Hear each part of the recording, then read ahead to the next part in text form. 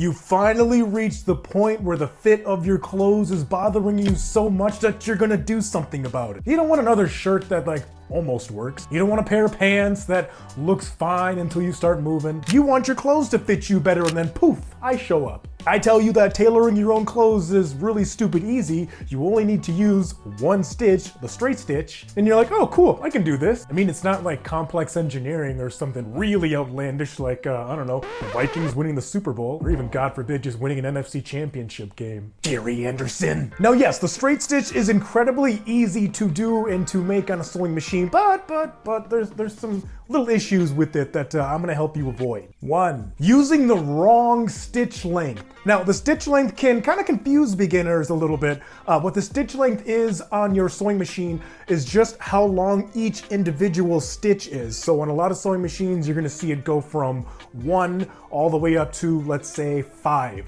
It's measured in millimeters, so it's either gonna be 1 millimeter long or it's gonna be 5 millimeters long. Pretty easy, right? And that number matters because when you are tailoring your own clothes, it's a little bit of a delicate balance between making that new stitch look really good, make it look like it came from the factory, or make it look all like chewed up and dense and just wavy and just nasty. So for most basic clothing alterations, things like t-shirts, dress shirts, dress pants, chinos, hoodies, you are going to want to set your stitch length to 2.5. Now that means each individual stitch is gonna be 2.5 millimeters in length. And guess what? When you go shopping for some new clothes, guess how long that factory stitch is already as you get it? I'll give you one guess. 350. Now that 2.5, it's not law, it's not gospel by any means, but it's a really good idea because if you skew in either direction for that stitch length, you can run into some issues. If your stitch length is too short, your seam can look really tight and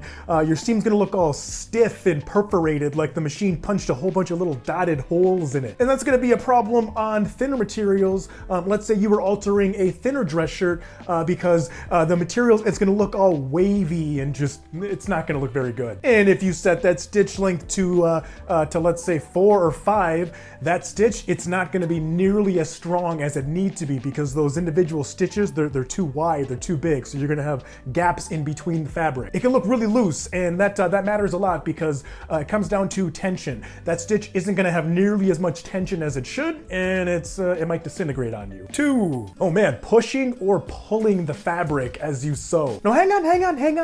I know, this one feels a little bit natural. It makes sense in your head logically because you're thinking, okay, well, I'm sewing along and my material is drifting. Well, what am I gonna do? I'm gonna drag it back into place and make sure it goes exactly where I want it to go. Totally normal, makes sense, but that's how you accidentally make a seam look really bad because the machine is already doing all of the work for you. It's got what are called feed dogs that are moving the fabric along for you, and it doesn't need your help. It doesn't need your assistance by any means. It's gonna do the job for you. Your job isn't to push or pull or drag the fabric or anything like that. Your job is to just guide.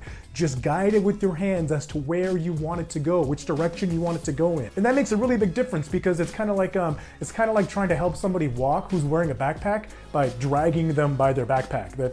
No. I mean, yeah, technically like movement is happening, but it's not smooth movement, and they're probably gonna punch you in the face. What can end up happening is when you pull the fabric as you are sewing along, you can kind of stretch out the material as the needle goes through the material, and then once you let go, once you're not pulling anymore, the fabric's gonna go kind of snap back to normal, and that seam could end up being really wobbly and wavy. And that's really annoying on thinner dress shirts or thinner t-shirts because it's really obvious, like really fast.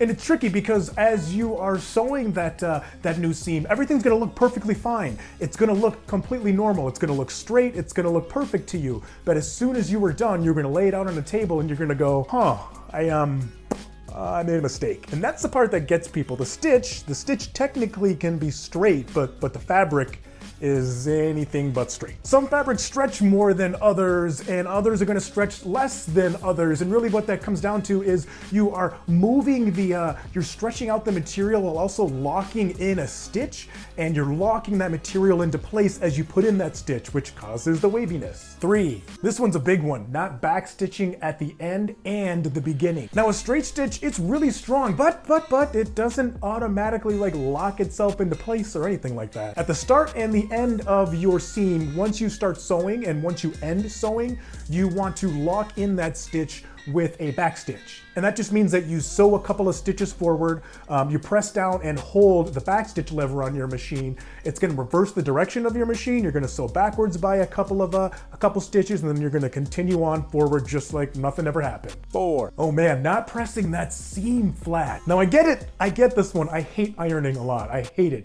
It sucks, it's really annoying, but it's so necessary. In ironing, it has nothing to do with getting wrinkles out of your garment, and it has everything to do with just making sure that seam is nice and flat. For instance, you could be altering a dress shirt and you put a new straight stitch in there and it can look perfect. You can put it on, you love the fit, you love how it looks on you, but you're kind of looking at that new stitch and you're like, it looks so big and bulky in certain areas and a little bit wavy. Like, why is that? What happened? I sewed it correctly with the, with the correct settings on my machine. Like, what did I do wrong? You didn't necessarily do anything wrong. You just didn't iron beforehand. 5. And this one is a really big one. And this one is thinking that your straight stitches have to be perfectly straight. That's where beginners get really frustrated, and I get it, like I was there once. They sew one crooked line and they automatically assume that DIY tailoring is not for them or they're really bad at it. Like, no. Your first few lines are probably going to look a little bit drunk. My lines currently still look a little bit drunk. It depends on the mood that I'm in. A straight stitch is partially the machine settings, but it's also gonna be hand control, and that's something that you're only gonna gain with reps. You need time, you need practice to get it down. You're learning how fast to press down the pedal as far as sensitivity goes, and you're guiding your fabric through, learning what kind of tolerances it has. You're trying to watch that seam allowance, and you're trying to figure out what to do and not panic when your garment starts drifting. You're taking in a shirt and trying to follow along that pinned line. You're looking at that needle the whole time, and then suddenly things start drifting and you panic. You're like, oh my God, I gotta course correct. Just relax. And most people don't realize this. If you want to sew straighter, don't look at the needle. Look at the seam plate. There's lines on there that you can line your garment up with. The straight stitch is simple, but it's not automatic. It's the stitch you're going to use all the time, pretty much 99.9% of the time. And you're also going to come across a zigzag stitch, and that's where things can get really interesting. Let's go talk about some of those mistakes. It's in the next video. I'll see you over there. Rusty out. See ya.